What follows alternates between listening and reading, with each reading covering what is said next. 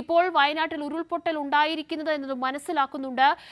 ഒരു സ്കൂൾ ഭാഗം പൂർണ്ണമായും ഒലിച്ചുപോയതുമായി ബന്ധപ്പെട്ട വാർത്തകൾ, വിവരങ്ങൾ ഇപ്പോൾ വരുന്നുണ്ട്. അനൂപ് അതിന്റെ ദൃശ്യങ്ങളുമായി അല്പസമയം മുൻപ് ചേർന്നിട്ടുണ്ടായിരുന്നു. പുഴ ഗതിമാറി ഒഴുകി എന്നതുമായി ബന്ധപ്പെട്ട വിവരങ്ങൾ, ദൃശ്യങ്ങളൊക്കെയും പുറത്തു വരുന്നുണ്ട്. 2 മരണം അത് സ്ഥിരീകരിച്ച കണക്കാണ്. അതിലൊരു കുഞ്ഞിന്റെ മരണവും ഇപ്പോൾ പറയുന്നുണ്ട്. മരണസംഖ്യ ഉയരാനുള്ള സാധ്യതയുണ്ട്. കാരണം മേപ്പാടിലെ സ്വകാര്യ ആശുപത്രിയിൽ ഇപ്പോൾ 16 പേർ ചികിത്സയിലുണ്ട്. ആ ചികിത്സയിൽ കഴിയുന്നവരുടെ എണ്ണം അടക്കമുള്ള കാര്യങ്ങളിൽ ഇനിയും നമുക്ക് വ്യക്തത വരേണ്ടതുണ്ട്. അതുകൊണ്ട് സ്വാഭാവികമായിട്ടും ഈ കണക്കുകളിൽ നമ്മൾ ഉറച്ചു നിൽക്കുന്നില്ല. എങ്കിൽ കൂടിയും നേരത്തെ മന്ത്രി കെ രാജൻ അടക്കം പറഞ്ഞതുപോലെ മനുഷ്യസാധ്യമായ എല്ലാ കാര്യങ്ങളും ചെയ്തുകൊണ്ട് ഈ രക്ഷാപ്രവർത്തനത്തിന്റെ ഭാഗമായി സംസ്ഥാനം മുഴുവൻ ഇടപെടുന്നു. മുഖ്യമന്ത്രിയുടെ ഭാഗത്തു നിന്ന് അടിയന്തരമായി ഇടപെടൽ ഉണ്ടാകുന്നു. രാവിലെ 4:30 തന്നെ സർക്കാർ തലത്തിലുള്ള കൃത്യമായ ഏകോപന സംവിധാനങ്ങൾ. 5 മന്ത്രിമാർ ഇപ്പോൾ സംഭവ സ്ഥലത്തേക്ക് പോവുകയാണ്. അതിൽ 2 പേർ മന്ത്രിമാരായ AK ശശീന്ദ്രനും കടന്നപ്പള്ളി രാമചന്ദ്രനും പുറപ്പെട്ടു കഴിഞ്ഞിരിക്കുന്നു. മന്ത്രി കെ രാജൻ, മുഹമ്മദ് റിയാസ്, ഒപ്പം OR കേളു എന്നിവർ അല്പസമയത്തിനകം പോകും.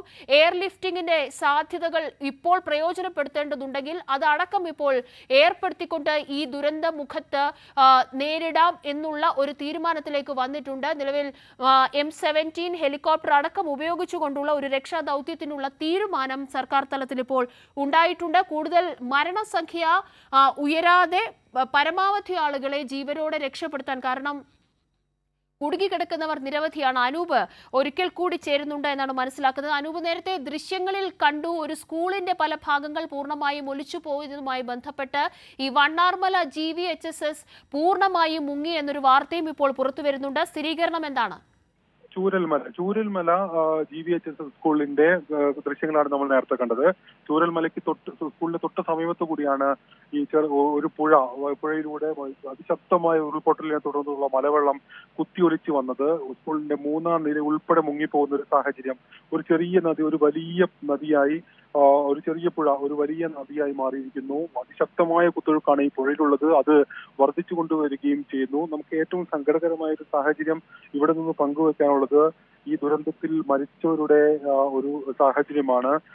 ഒരു ആഫ്രിക്കൻ സ്വദേശി ഉൾപ്പെടെ 5 പേരുടെ മൃതദേഹങ്ങൾ ഈ ചൂരൽമല ഭാഗത്തു നിന്ന് മാത്രം കണ്ടെത്തിയതായാണ് രക്ഷാപ്രവർത്തകർ പറയുന്നത്.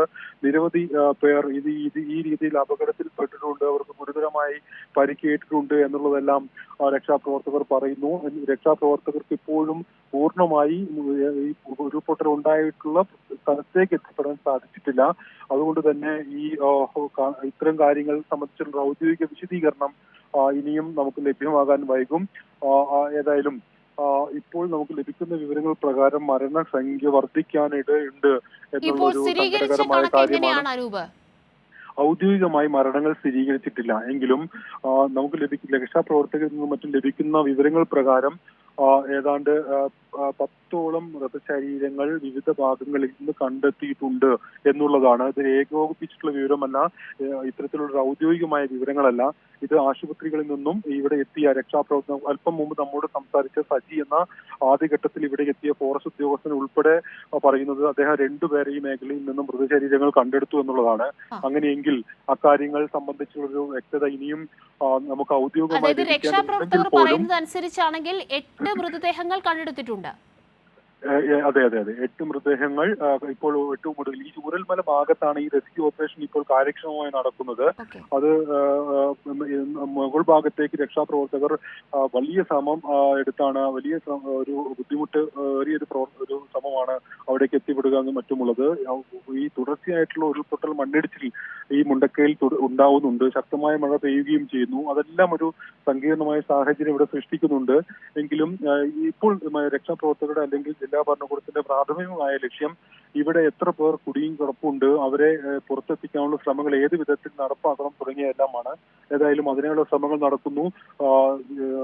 നാവിക അല്ലെങ്കിൽ പട്ടാളത്തിന്റെ അല്ലെങ്കിൽ അതുമായി ബന്ധപ്പെട്ടുള്ള ആധുനിക സജ്ജീകരണങ്ങൾ എത്തിക്കുവാനുള്ള ശ്രമങ്ങൾ ഉൾപ്പെടെ ആ രീതിയിൽ ജില്ലാ ഭരണകൂടം ഉൾപ്പെടെ നടത്തുകയും ചെയ്യുന്നു. അതിലും കാര്യക്ഷമമായ രക്ഷാപ്രവർത്തനം പുലർച്ചെ മുതൽ തന്നെ മുണ്ടക്കയിൽ ആരംഭിച്ചിരുന്നു. അതിപ്പോഴും തുടരുകയാണ്. ഇതിന് തടസ്സം സൃഷ്ടിക്കുകയാണ് കനത്ത മഴ. ഇപ്പോൾ നമ്മൾ നേരത്തെ കണ്ട ദൃശ്യങ്ങളിൽ സ്കൂൾ അടക്കം മുങ്ങിപ്പോയ വലിയ മലവെള്ളപ്പാച്ചിൽ ആ പുഴയിലുണ്ട്. അത് വർദ്ധിച്ചുകൊണ്ടിരിക്കുന്ന സാഹചര്യത്തിൽ അവിടെ നിന്നും ഇപ്പോൾ ആളുകളെ മാറ്റുന്ന ഒരു സാഹചര്യം എല്ലാം ഉണ്ട്. രക്ഷാപ്രവർത്തകർക്ക് കൂടി ഈ സാഹചര്യങ്ങൾ ദുഷ്കരമായ ഒരു സാഹചര്യം സൃഷ്ടിക്കുന്നു. ശരി അനൂപ്, ഏതായാലും മുകൾ വളരെ ഭാഗത്ത് പെട്ടെന്ന് നിന്ന് അനൂപിലേക്ക് മടങ്ങിയെത്താം. എന്തായാലും ഏറ്റവും സുപ്രധാനമായ വിവരമാണ് ഇപ്പോൾ അനൂപ് പങ്കുവച്ചത്.